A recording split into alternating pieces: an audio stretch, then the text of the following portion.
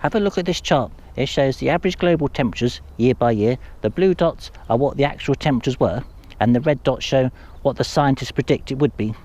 Can you see how closely they map each other? How well the scientists understand the climate? Except for 2023. Can you see how much higher temperatures were than the scientists predicted?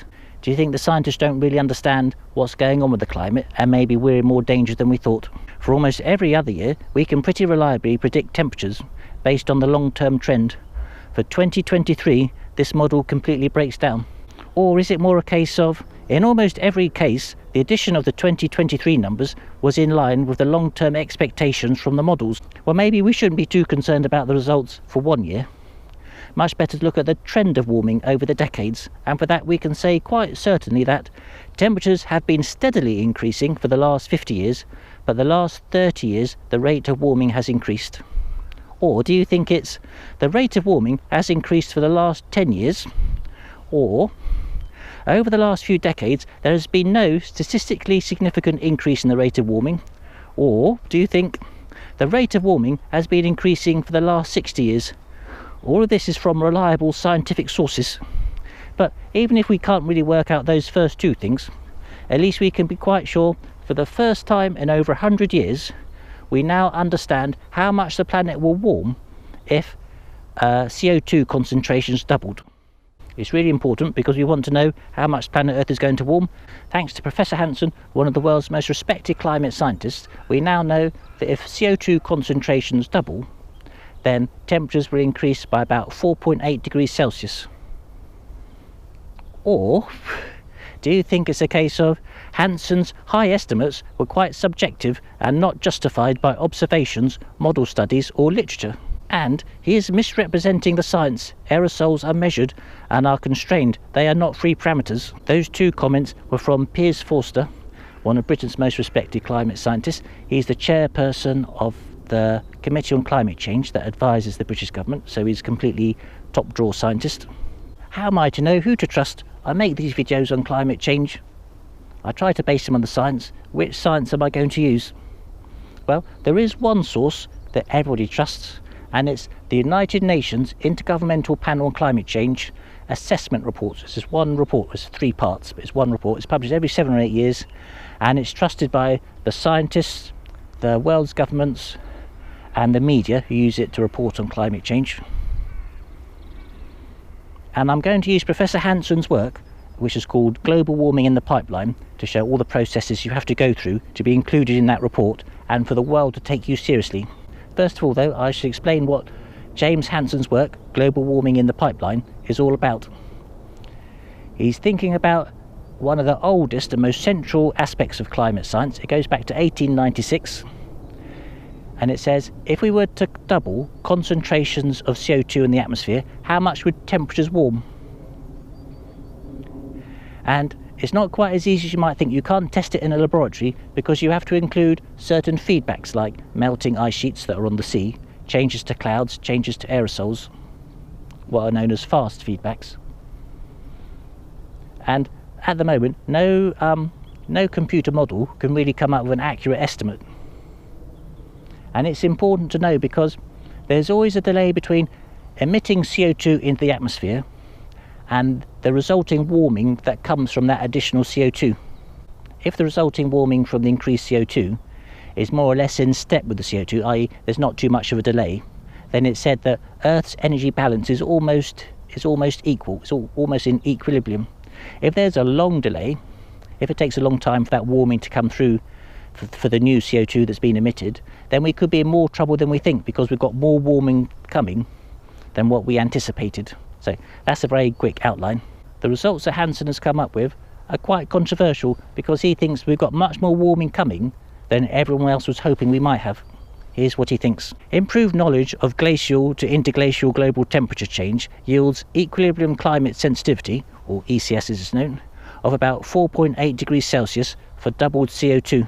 And he's mentioned there glacial to interglacial global temperature change because he's losing confidence in the computer models, and so he's trusting research based on the changes that happen between the ice ages and the warm periods. Including slow feedbacks by ice sheets and trace gases implies that CO2 was 300 to 350 parts per million in the Pliocene and about 450 parts per million at the transition to a nearly ice-free planet. Traditionally, when scientists try and work out how much temperatures will increase for a doubling of CO2, they include some feedbacks, which they call fast feedbacks, like changes to clouds, but they don't include what they think of as slow feedbacks, like ice sheets on land, where here Hansen is saying we need to include the slow feedbacks, like ice sheets, because they're being affected much more quickly. The ice sheets are melting much more quickly than people thought, so they will have an impact in the short term. And he mentions there, when we get to 450 parts per million, we transition to a nearly ice-free planet.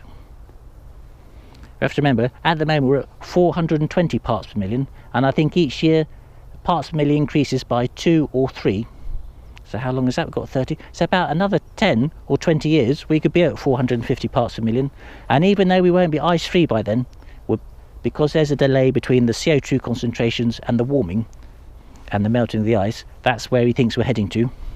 And where does he think we're heading to? An ice-free planet means equilibrium global warming for today's greenhouse gas amount is 10 degrees Celsius, which is reduced to 8 degrees Celsius by today's human-made aerosols. This is why it's controversial. He's predicting we're in much more danger than the official science says we are. Before we get too doomy, we have to remember that 8 or 10 degrees Celsius of warming is about 1,000 years away, and everyone agrees that if we get to a zero carbon economy, if we stop putting more CO2 into the atmosphere, then the oceans and the trees will still be absorbing CO2 from the atmosphere, so CO2 concentrations will go down, temperatures will go down, and hopefully we'll be out of danger. Equilibrium warming is not committed warming. Rapid phase out of greenhouse gas emissions would prevent most equilibrium warming from occurring. You'll be glad to hear now, for the first time in the history of the Count Everything channel, we get to hear from someone who actually knows what they're talking about. I managed to interview a climate scientist who specialises in Earth systems, so he's qualified to talk about it, and I asked him the process of going between James Hansen coming up with his research and it being accepted by the Intergovernmental Panel on Climate Change, and it then becomes accepted by all the world's governments and scientists and by the media. Yeah, Dr. Aaron Cheery, I'm a member of Scientists for Extinction Rebellion. And what area of science do you work in? So I'm a Earth system scientist by training, and I did a PhD in ecology. One of the earliest complaints, going back to Roger Hallam of XR, is that ice sheet melting isn't fully taken into account in the feedbacks, and I think that's measured by equilibrium climate sensitivity. And Professor James Hansen says really they should be using Earth system sensitivity, which does include greenhouse gases and ice sheets.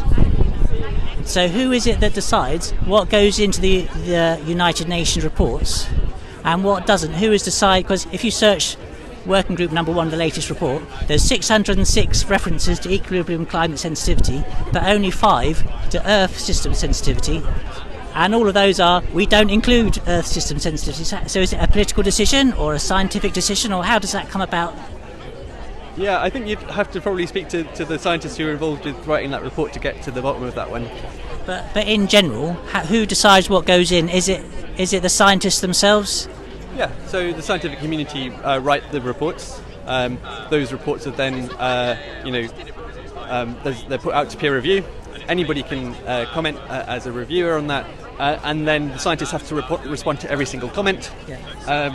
And then those reports are then synthesized into a summary, and that summary is then also signed off by each of the governments line by line.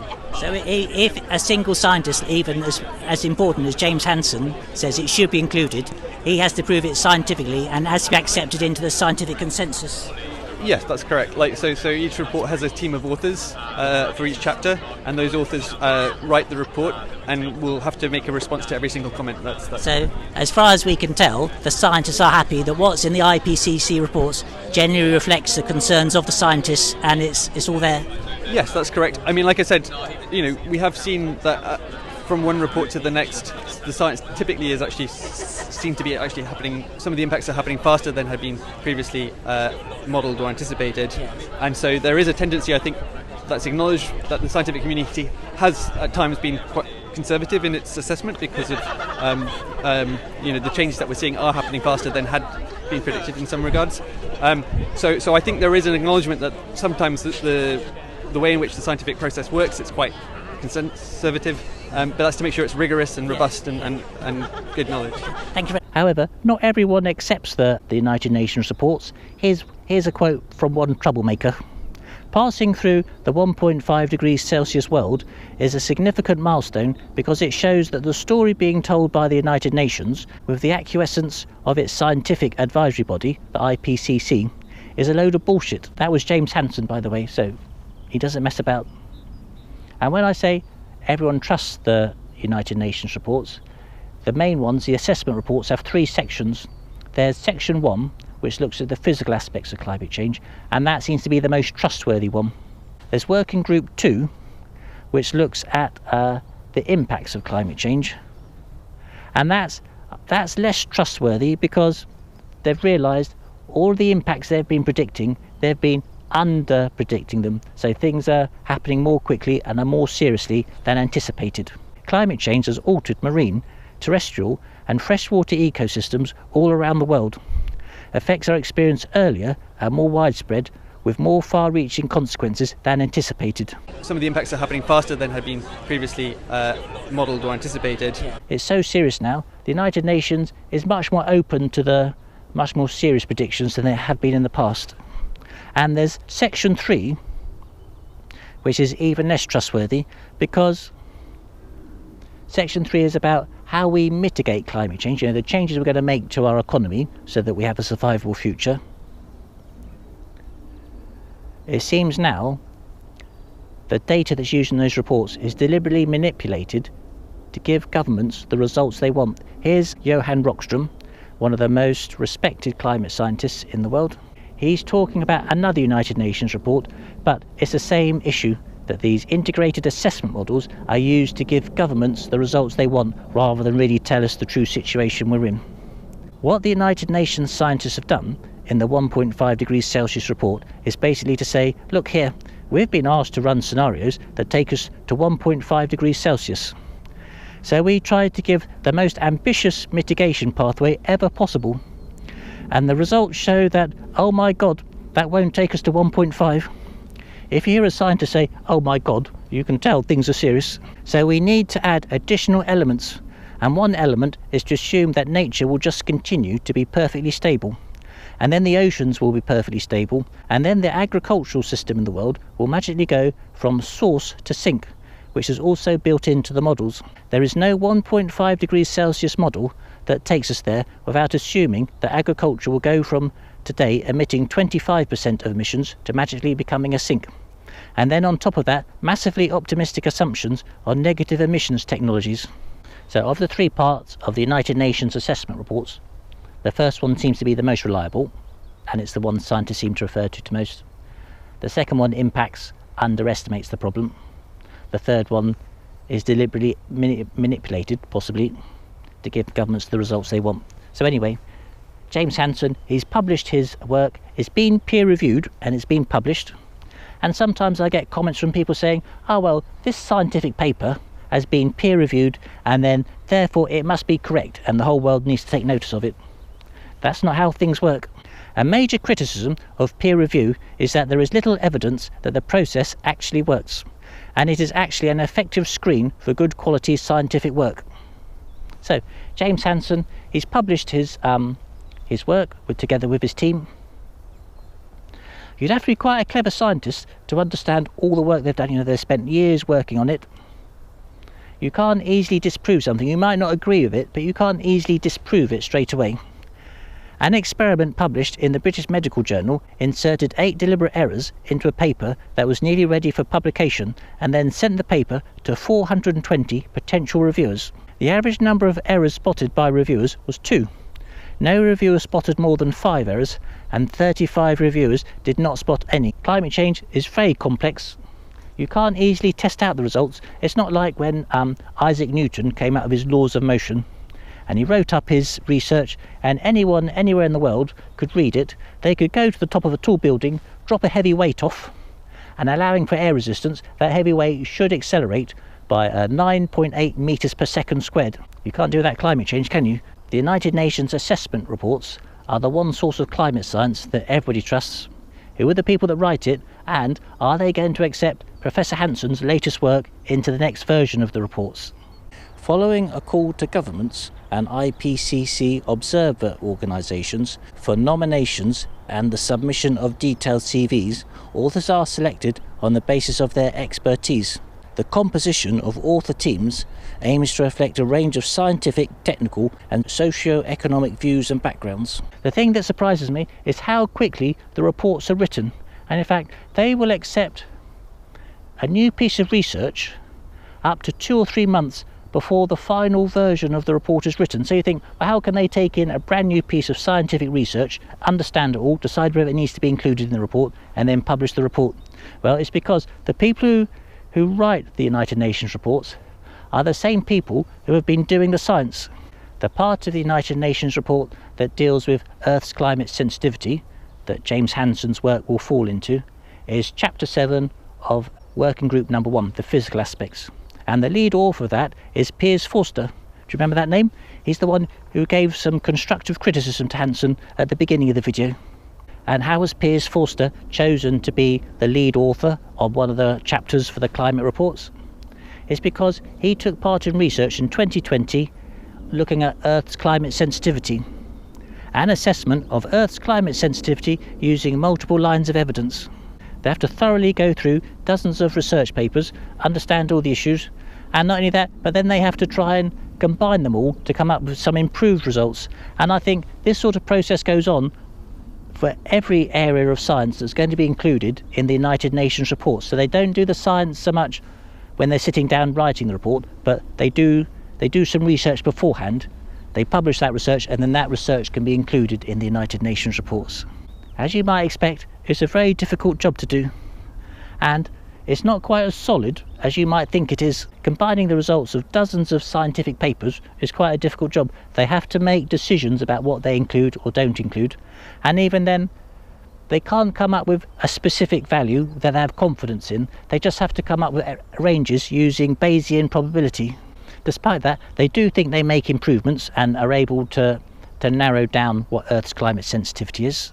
But they're quite realistic about how difficult it is to be certain. We remain unable to rule out the sensitivity could be above 4.5 degrees Celsius per doubling, so that would include Hansen's work, although this is not likely.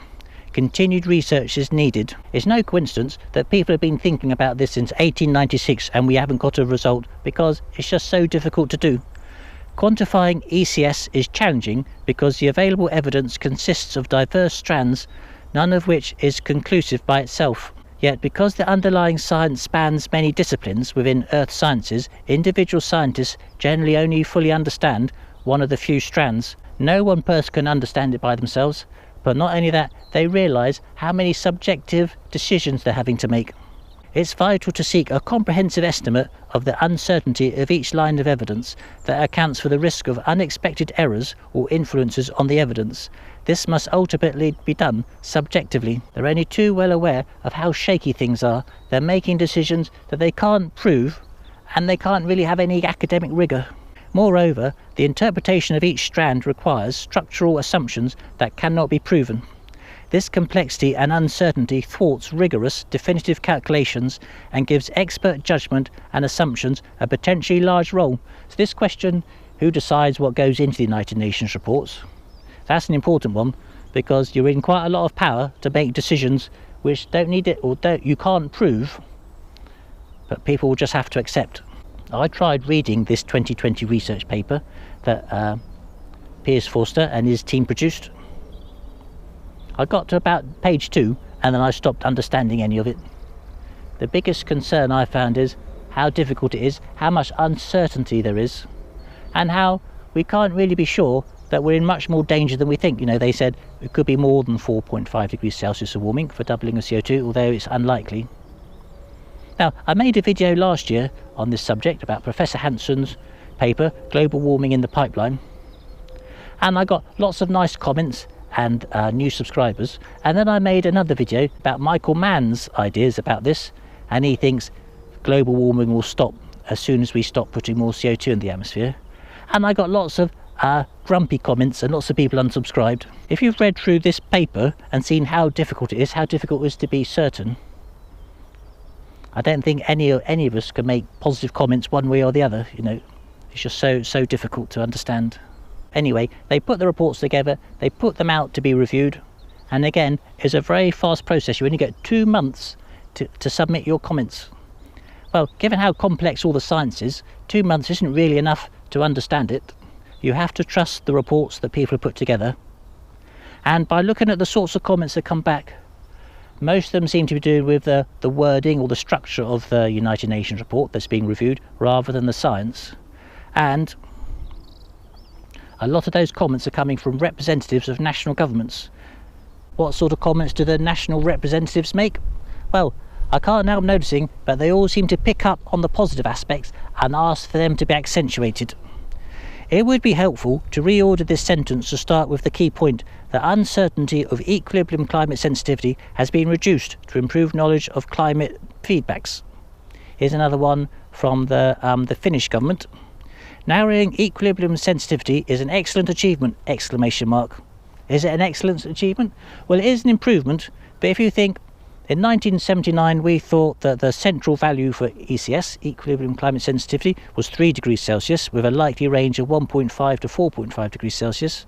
Central value still 3 degrees Celsius, likely range 2.5 to 4 degrees Celsius. Is it right? I don't know. No one can disprove it because it's so complex. You can't really test it out. Some of the comments do refer to the report that Forster was working on. The lead author of that was Sherwood. The US State Department wants the report to say that narrower and lower mean values have led to a reduction in uncertainty in equilibrium climate sensitivity. Have you noticed all the doubts have gone from the report? All those mentions of assumptions that can't be proved, how it's impossible to have any rigour, how much of an influence an arbitrary decision one way or another might have an effect. Normally, when people talk about the United Nations assessment reports, they say Working Group 1, 2 and 3 reports are reliable science, or as reliable as they can be. The politicians only get involved when what's called the synthesis report is produced, and that's really the shorter summary of everything, which most people read. Certainly the media will only read those reports. They say it's only that last synthesis report which has a political influence. But looking at the comments that come back from national representatives of governments, you have to wonder if that influence is seeping in earlier than people normally think. Anyway, there are thousands of comments made by hundreds of reviewers. They're all published, and as our climate scientist friend said, if Hansen's work is going to be included in the next version of the United Nations report, Chapter 7, it's going to end up being included in this table which lists out other scientific papers looking into Earth's climate sensitivity that also use the paleoscience. Can you see how many there are? They come up with different results, some of them quite high. Nobody really knows if any of these are correct or if they're all wrong, but it's quite possible one of these scientific groups has come up with the actual value for equilibrium climate sensitivity, but we don't know. But whatever it is, it's been neatly filed away in a table in a report about 3,000 pages long. And when we look back in the years to come, the decades to come, we'll be able to spot which report was the right one. And this bit reminds me of that scene in Raiders of the Lost Ark, where the US government stores the Ark of the Covenant in a warehouse where it will never be found again. Just, you know, there's so much work's been done on this. Any of these could be right, I don't know. They just come up with an assessment of what they think equilibrium climate sensitivity will be, and they just say, oh, it's 3 degrees Celsius. And there are comments in here, people asking, how did you get to choose it as 3 degrees Celsius? They just say, oh, we have to assess it based on our professional judgment. So another time where the scientists get to choose. The actual climate models suggest it should be much higher, maybe nearer to 4. Anyway, another step where you have to make a subjective judgment that you can't really prove. We've got 2 respected scientists, one a government appointee to the Committee on Climate Change and nominated by his government to work on the IPCC reports, and a scientist who's an outsider who thinks the IPCC reports are bullshit. Both have been parts of teams that produced reports on Earth sensitivity. I don't know which one of them is right, but can you see how big a difference it makes if you have the support of your national government, and how much influence national governments have even at an early stage? So Hansen's work probably will be included in the next United Nations report, neatly stowed away in a single line in a table. If he wants it to make a difference, if he wants people to take it seriously, He's going to have to win over, as our climate science friend said, he's got to win over the whole scientific community, which is a big job to do. It'll take a long time. Here's an example from Professor Johan Rockström. He's well known for his work in planetary boundaries, and it's taken him 15 years to have it accepted as a good way of analysing the planet Earth. The planetary boundary framework is there to scientifically define a safe operating space for the systems that regulate the state of the planet, to stay as close as possible to the Holocene-like state of the planet. We have identified 9 planetary boundary systems. How long did it take him to do that? And this has been published in 2009 and scrutinised and debated and updated in 2015. I would argue today it is quite well recognised. And how did he go about getting the consensus of the entire scientific community? Inviting all Earth system science disciplines and lifting and turning all stones, we come down to 9. So it's taken 15 years. It's been accepted by the scientific community, but that doesn't mean it's right. It's not like going to the top of a tall building, dropping a heavy object off, measuring how long it takes to fall. You have to wait and see how the climate develops and the impacts it has to know whether your science was right or not. Well, one of the people who's already given his feedback on Hansen's work is Professor Michael Mann, one of the world's most respected climate scientists. He's come up with a number of concerns. They sort of boil down to 3 main things. Number 1, Mann thinks that the climate models are more reliable than Hansen thinks, and we should put more store into them. He thinks that the amount of warming we're experiencing represents how much CO2 we have in the atmosphere, and if we were to stop adding more CO2, we shouldn't expect any more warming. And also, he's a bit sceptical about the effect of aerosols. For Hansen, aerosols are important to show that the amount of warming we could expect is sort of being hidden at the moment by the aerosols, and as we decarbonise, those aerosols will go away, and so the amount of heating we're experiencing will go up, and not just in the short term. Here's what I think is the most important part of what Professor Mann is saying, that if we stop adding CO2 to the atmosphere, then the warming will stop. The latest science on this, including state-of-the-art models that deal with the complexities of the ocean carbon cycle, conclude that the zero emissions commitment, or ZEC, how much warming is expected when emissions reach zero, is 0 degrees warming.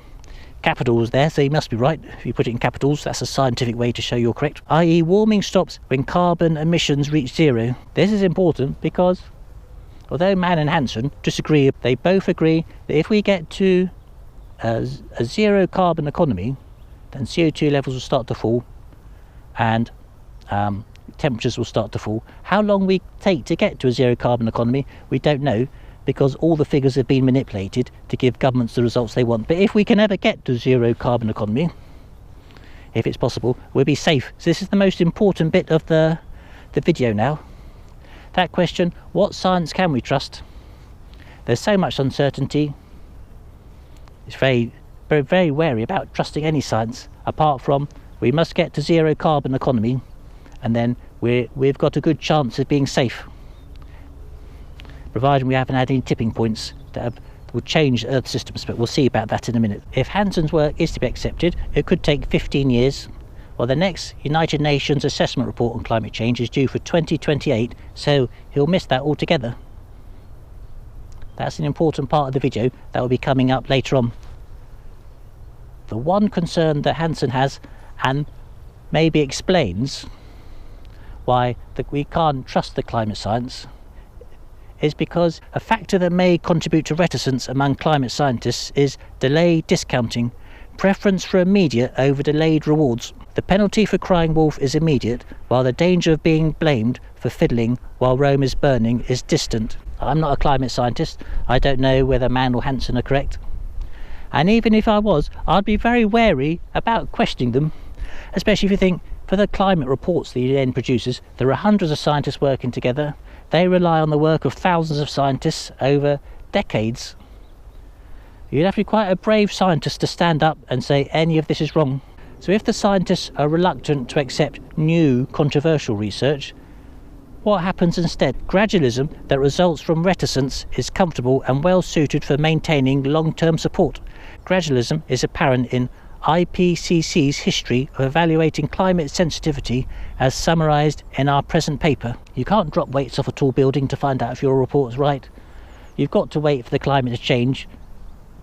Why not just wait to see which report turns out to be right in the long term? There's no benefit to standing up now.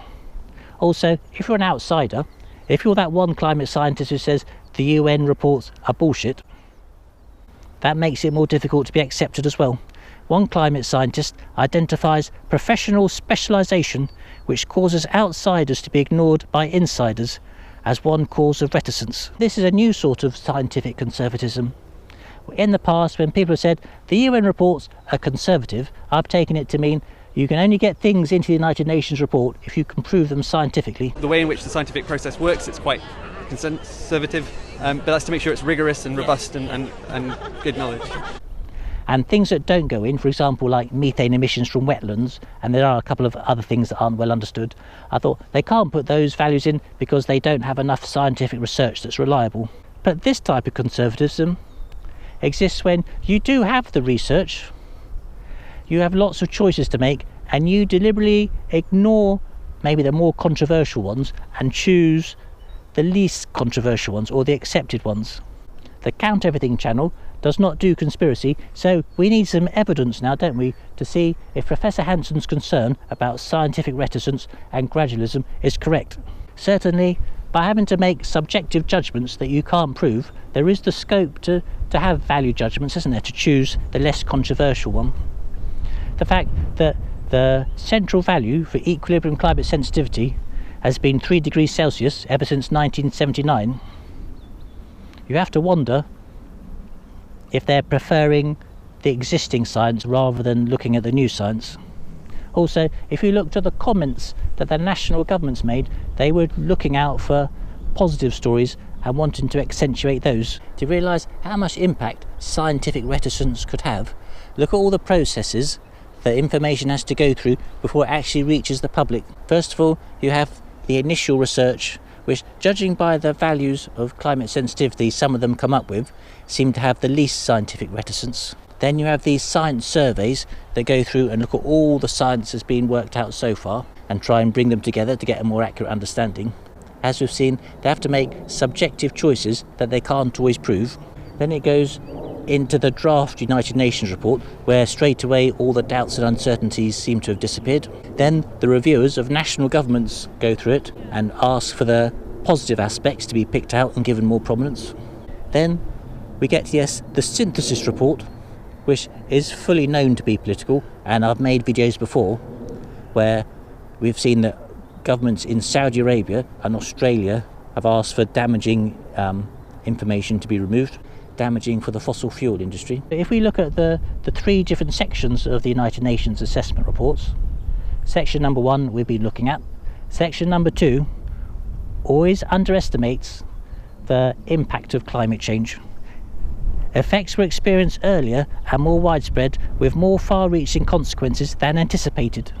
We have seen that from one report to the next, the science typically is actually seem to be actually happening. Some of the impacts are happening faster than had been previously modelled or anticipated.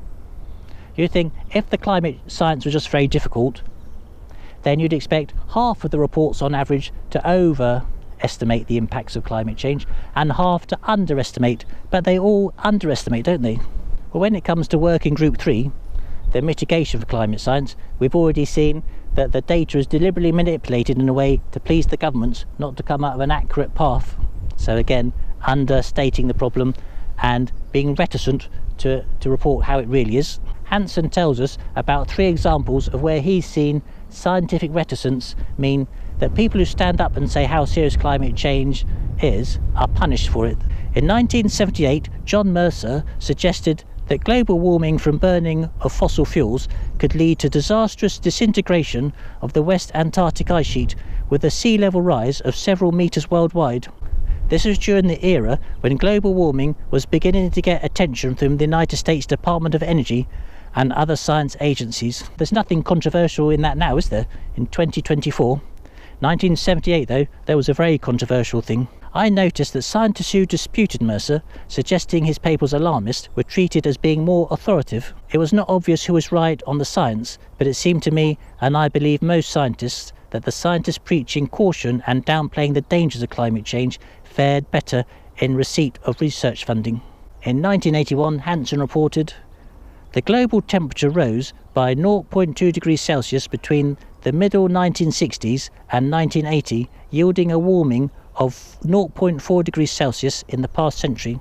The temperature increase is consistent with the calculated greenhouse effect due to measured increases of atmospheric carbon dioxide. It is shown that the anthropogenic carbon dioxide warming should emerge from the noise level of natural climate variability by the end of the century, and there is high probability of warming in the 1980s. When was that published? 1981. So it's astonishingly prescient, wasn't it? You know, Hansen, how long ago is that? 81, 43 years ago. So there's nothing controversial there, is there?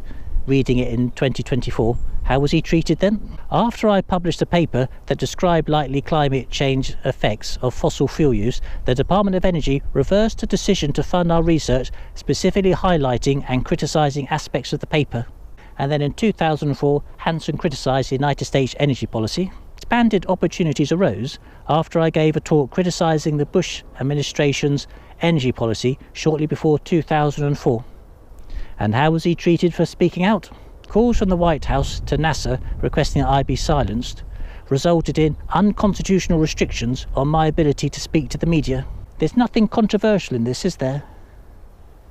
The scientists are very cautious about overstating the problem. They don't want to be described as being alarmist and being punished for it. It's no different to the way politicians act. No government has done enough to tackle climate change in the last 30 years. They always prefer short-termism because it benefits them personally rather than the long-term public good. And it really is the same for the public. We always vote in governments who give us what we want in the short term rather than ones that are going to be more radical and tackle climate change seriously. I'm going to say this now at the end of the video, that none of this matters. If you're going to say something like that, say it at the end of the video. None of this matters because scientists are already pointing out the usefulness of the climate science is coming to an end. We're coming to the end of trying to understand what climate change will be like, and we're now going to see what it's like anyway, and if we haven't made enough changes already, it's a bit too late. One scientist tells Carbon Brief that she is not thrilled by the decision to produce a whole set of working group reports again, given they will not say much new. Remember, 15 years for Hansen to get his work accepted.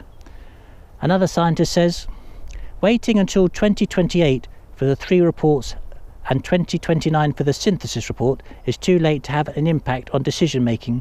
The world will be significantly different by then. It looks like the protesters who warned us in 2018 that we only had 12 years left to save the world were right. I feel a bit sorry for the scientists. They've spent so long trying to understand climate change and what it will do to the planet, when all along, 40 odd years ago, Hansen had already worked out what climate change is all about and what we needed to do to tackle it. But the one thing I've learned is you must offer people hope when making these videos. And the one thing everyone does agree with, Hansen, Mann, all the other scientists, United Nations, if we can get to a zero carbon economy, then the concentrations of CO2 in the atmosphere will start to decline and temperatures will start to decline after that. How long afterwards? We don't know, because equilibrium climate sensitivity is not well understood. How long will it take us to get to net zero? We don't know, because all the data about the transition has been manipulated to give governments the results they want. But as soon as we can get to a zero carbon economy, we should be safe, provided the major Earth systems have not started to collapse.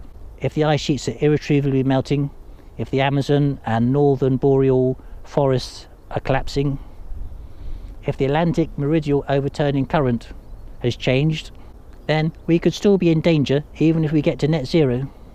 So getting to net zero is very important as soon as possible. But in the next video, we'll look to see how many of the Earth's systems are already collapsing. So, thank you for watching, and I'll see you next time.